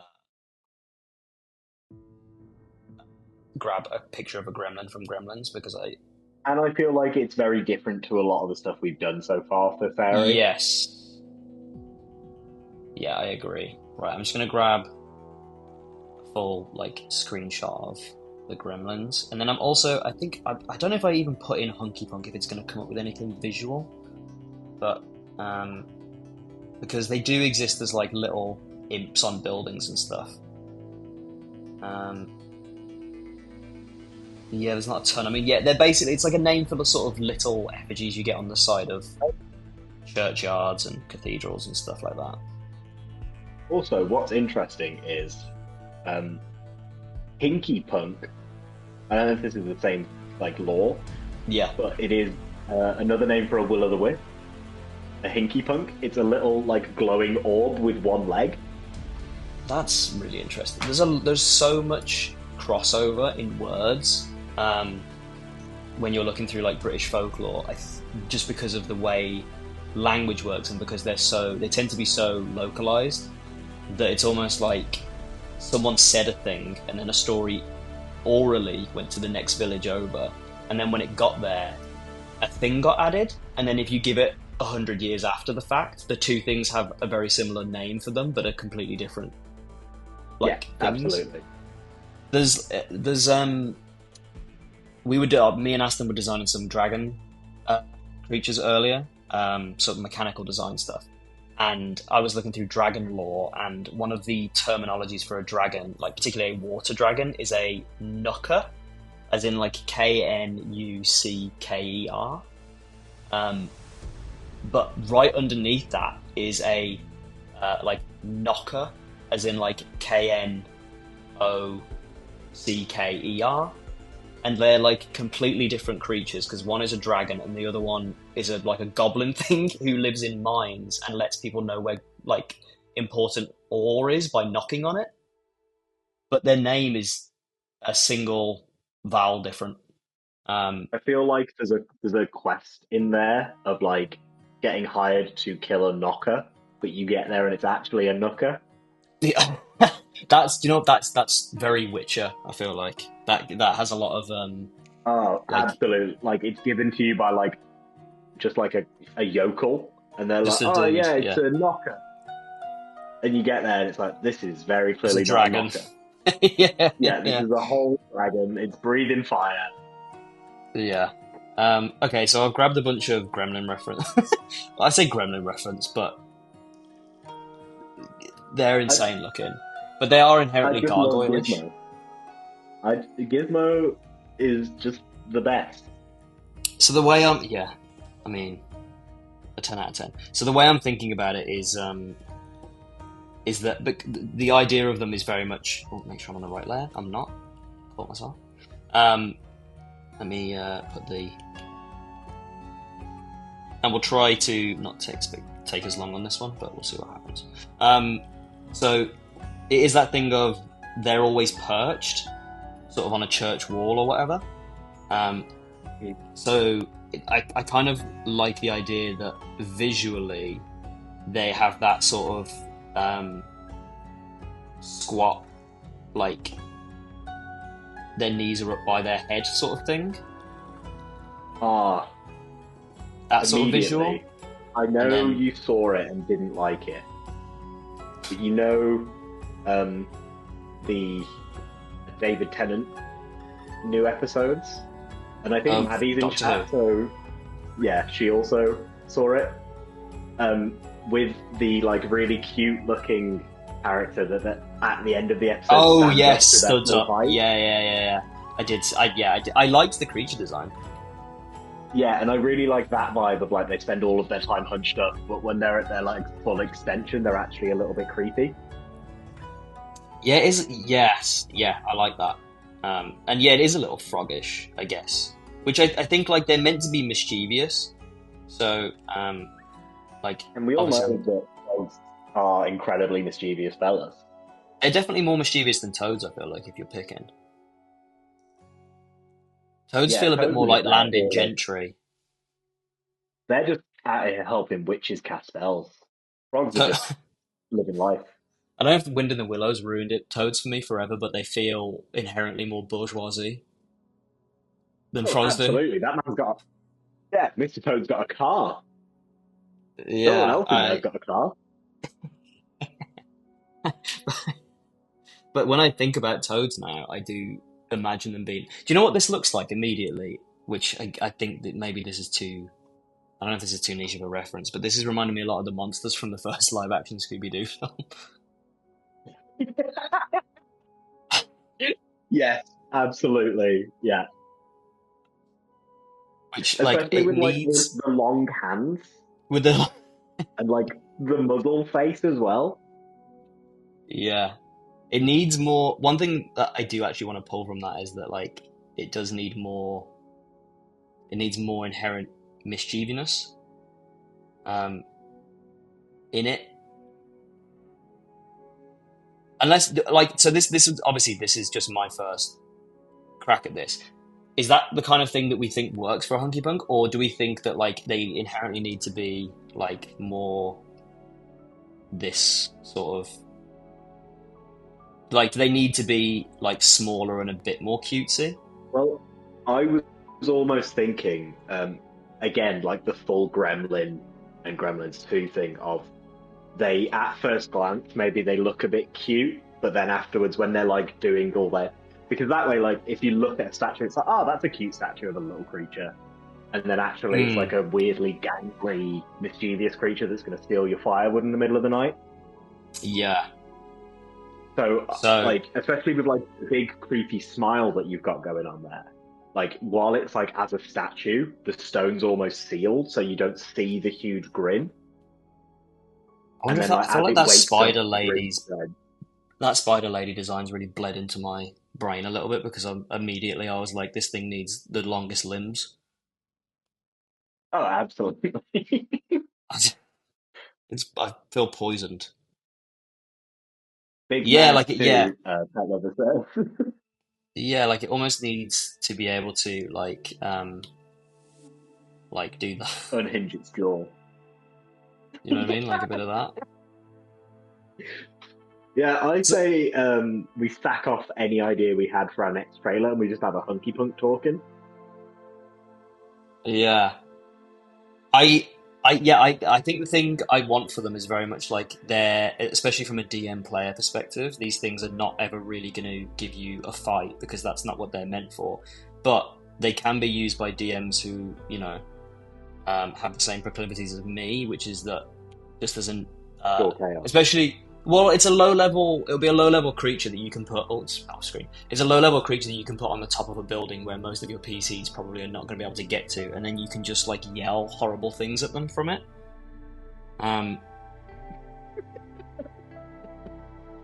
so what I'm really I'm saying thinking is you're welcome to every DM. if I'm just thinking if we like lean on real life hunky punks, do we want to go like elemental slash construct vibe? Like they are literally made of Yes. stone, which is what helps them blend in. Yeah, I think you definitely want to go construct. What are gargoyles normally in what are gargoyles Gargoyles normally are in elementals, I believe, because they're are like they? in D&D lore, they're naturally occurring creatures. Hmm. Yeah, I mean that I makes think sense. Like, maybe I think we do whatever a gargoyle is, we make these guys. yeah, Basically, is what I would say. elementals. Okay. Yeah. And again, they have the false appearance feature while they remain motionless is indistinguishable from an inanimate statue. Yes. Yeah. Okay. Yeah, I think that's what we do for these guys. Like, because essentially, like they are. I want them to be like a minor gargoyle, sort of the same category, but just a lot more because they're fey gargoyles, really, aren't they? So they're just immediately a lot more impish. Yeah, Um, more trickster than like is gonna bother you in the street. yeah, this thing's never going to attack you unless you sort of make it, I suppose. Oh, Oh, bit of echo. Um, yeah. yeah, unless you sort of give it a reason to, I guess. It Yeah, would it never. almost seems like the sort of thing that would like taunt you from a rooftop up until you sent like a crossbow bolt at it, and then 60 of them would descend from the rooftop. Yeah, yeah. I don't. I mean, I don't think I've gone. We've not gone too Gremlin. Maybe. I mean, it is very Gremlin. It is very Gremlin. But oh, Hell of a spy. That's I think 10 out of 10. I think Um, also maybe also when you're looking at it, it throws it because I don't think it cares that much. well, I think it will probably. It's one of those things where it would keep doing that, and it would take you long enough to notice it that there would be a significant amount of time where you thought there was just like a really, It just really had it out for you. yeah, yeah. I'm gonna give it the big brow that gargoyles have. If I take the, it's got a bit, you know, those. Oh, it looks a bit like one of those. I don't know if is it macaque or one of the kinds of, you know, the monkeys that have got like no nose and they have like a big brow. Yeah, There's a little bit of that going on there, which is pulls it a little bit more away from Gremlins. I mean, I'm pretty stoked with that. I like the big ears as well. It doesn't have wings, I don't think. I don't think we'll give it wings because, especially with the long limbs, I think if it's going to get around at all, it should have to climb and crawl and stuff around the building, but sort of scamper about. Just based purely on how big those legs are, could you do a very quick rendition of it stood up in all of its creepy glory? Yeah. Just as a long fella. I guess I'm going to do profile because that way I can. So that would be. With the long ears, I get a little bit of Ratchet and Clank vibes. With the long ears? Yeah. Yeah.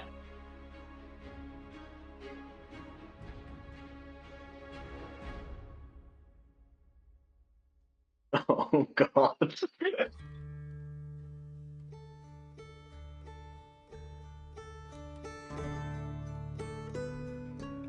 Oh, and with the hands like behind its curve as well. Yeah. Like that's how it would walk around a little bit. It probably needs to be a little bit more, even even a bit more so, sort of on the S curve of things. But like, I really like that stood up. I don't think you would. Although I am thinking, like in terms of size, like this is a person. You know what I mean? So like proportion wise, their arms are really long. Yes, that Robin, thank you. In the back of my brain, there was a thing there, and I was like, I've seen this before. Like there's something I was pulling from, and that's exactly what it was. It's the gnomes in Fable, 100%. I've not played Fable, but that's the impression I get from the game.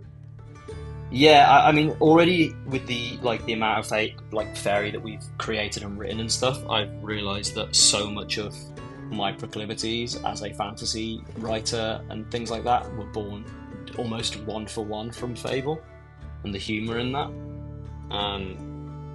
Well, I think Fable does it really well in terms. It's the very British comedy of like, this is a deeply horrifying world with deeply horrifying things going on, but also we're just going to say funny words and it's hilarious. Yeah, there's just like gnomes that call you a tit for no reason, which is like I mean, you can't beat it.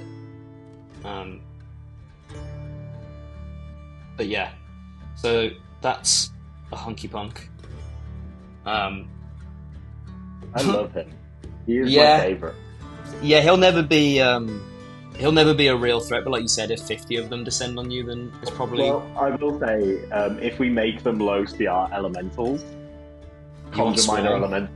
Oh, Conjure Minor Elemental can summon 4 of them. Well, it would be really fun as well because I think they should definitely have a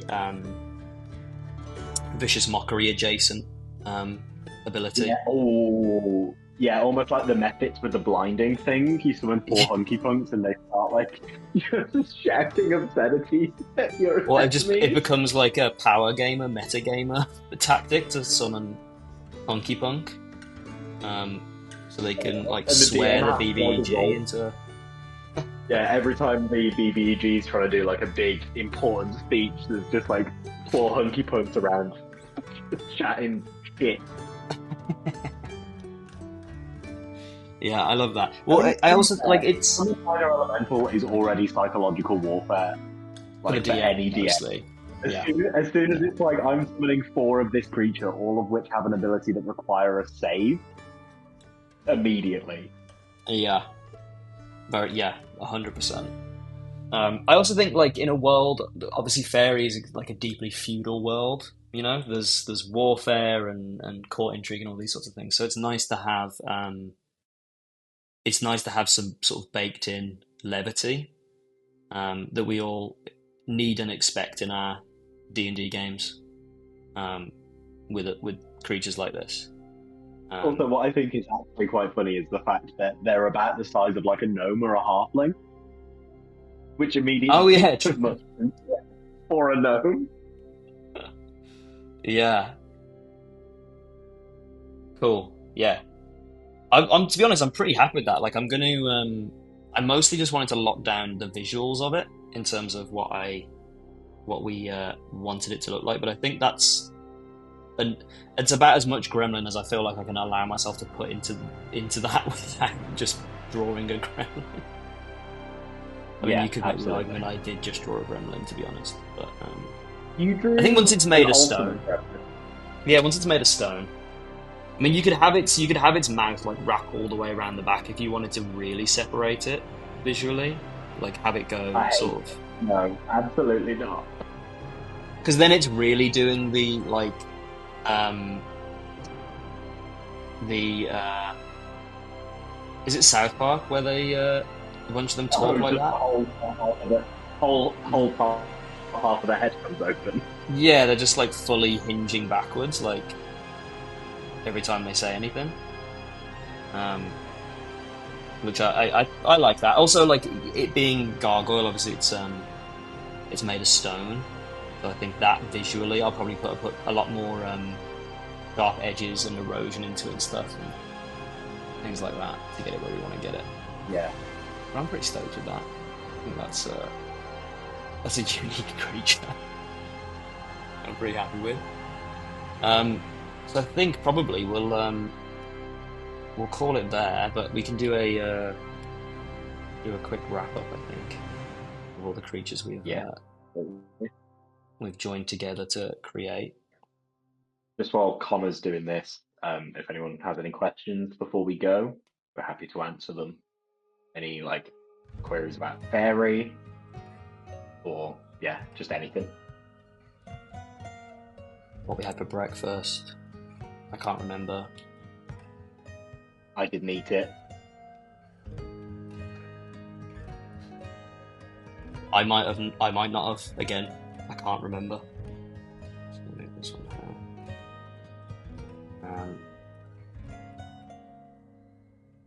There's 3 deeply different vibes going on here. And they're all creepy. Why can't we just do a nice, cute little fella? They're not. I mean, Hunky Punk's not that creepy. So we started with the Blue Maw, which is the Coven of War familiar, with the Wolfsbane and things like that, and the Serpent Tail, and then we moved to the worst thing I've ever drawn, and made a horrific old lady spinster creature. And then we finished off, I think, on something with a bit of levity, which I think is nice. We'll have to get some mechanics written up for these and probably post them on the campaign page. Yeah, it would be nice to post them as an update. It was like, this is what we Yeah, made. yeah. You No, get to go watch the process. I'll touch up the art a little bit and post that as well. Pet Lovers asks, will you have mechanics in the book to make the place feel otherworldly and just not someplace mortals are supposed to be? Weird rules / mechanics for the Fae. Yes, we'll have tons. So, one thing that we've really tried to pull in with the book is a lot of, I guess, like subsystems of mechanics, just sort of little rules and stuff like that that help make the realm of Faerie feel different mechanically as a player. So that's stuff like Blight is one of the most obvious ones, which is that there's a couple of new conditions that come with Faerie, which you can like choose to include or not. But one of them is Blight, which is it's kind of like viral plague baked into a condition. So if you're fighting a blighted creature, it can pass blight onto you and other creatures, and you have to deal with that before it begins to tick up enough damage. And that also comes with sort of templates for turning monsters into blight monsters and things like that. Can you think of any more, Aston? I've got a bunch, but it'd be better if it wasn't just me listing off the things. I was also just thinking in pure vibes. Like, I think obviously a lot of like Fae expansions can fall into like one of two categories, where it's either, like you say, this is just another place mortals can go with extra Fae, or Yes. everything becomes very like pure chaos and very lol random a little bit sometimes. Yeah. Whereas I think Faerie specifically, humans and mortals and like the city of Avalon specifically, which has been mentioned like throughout the campaign, they are the outsiders here, and like they are not the norm in this realm. The Fate houses are the ones in power. They are the ones fighting for their realm. And I think Yes. like all of the systems we include, especially like the Fealty System and things, will ideally, like once they're all perfect and put together, will make you feel like you don't belong in Faerie in a way. Like if your character is immortal, you're not going to feel comfortable doing everything you would be comfortable doing in like the material plane, for example, because Yes. this isn't your realm, and sometimes that means it's out to get you in weird ways. Like traversal is going to be very difficult. Just having a ranger in the party isn't going to immediately like make all overland travel immediately incredibly easy. Although rangers probably still need a bit more favour, but yeah. Well, it's also that like you're saying, seasons are tied to geography as well. So you know, and that geography is defined by the borders of whoever's winning the conflict. So the realm of, say, where like House Winter exists is obviously blanketed in winter, but the borders of where winter transitions into the other seasons is the front line of wherever the fight is. So wherever they draw their borders changes where the seasons are, and those seasons come with their own sort of weather mechanics and things like that. So like Aston, like you said, that sort of existing in those places changes, and the way you have to go about traversing them changes. And then there's there's iron weapons, which have a different impact on the Fae. And there's onomancy, which is a stretch goal that we unlocked, which is great, but now that's a whole new sort of sub-school of magic, which is really cool. That is unique to Faerie. So like one example being that the onomancy spells you cast by naming creatures rather than seeing them, and things like that. So there's lots of little stuff that make the experience of playing in Faerie and running a game in Faerie, both DM and player side, feel not like traditional a standard 5e realm, is the hope. But obviously we'll be presenting that all to you for feedback as well. Yeah, I think a big thing we try and push, especially with like Tempest as well, is its vibes. Like, what is the vibe of the world we want you to get by being in it? And I think like that is both backed up by the lore we write and also the mechanics, because lore without mechanics is just a facade, and mechanics without lore is just numbers. Whereas once you start tying them together, it gives DMs like a really good feeling for running the world. Yeah, I think that's a really good point. Especially because we don't have to expect people to. I'm obviously very verbose. Like, me and Aston write a lot, and so one of our strong suits in our DM toolbox is descriptions and lore and all those kinds of things. But I think you don't always want to assume DMs that's what they enjoy or feel confident at. So by providing lots of mechanics to back up that lore, it leans into your ability to, if you want to rely on the dice to make the game feel different, we can give you that. Yes, absolutely. But yeah, great question. I also realised the second that question got asked that me and you were just on a hair trigger to just talk relentlessly about Faerie. We have existed in this world. Like, in fact, Faerie being a thing in terms of like timeline hasn't been that long. We just love like the vibe of like British Fae folklore so much that again, anyone can ask us anything and we'll give you a very big long speech about how great Fae folklore is. Yeah, easily. But that's, I mean, great. That's really, that's been I've had a lot of fun, and I've got a ton of work done, which is always a plus. That's a win-win. Thank you for everyone that stopped by, and thank you for everyone who's listening to this after the fact. I guess we'll probably time code any question parts, like book parts, if anyone wants to skip to that stuff. I think. But yeah, we'll be back at some point to do this again, probably. But we've only got a few days left on the campaign, so it'll probably be after the campaign ends. But thanks everyone for stopping by, and we'll catch you next time.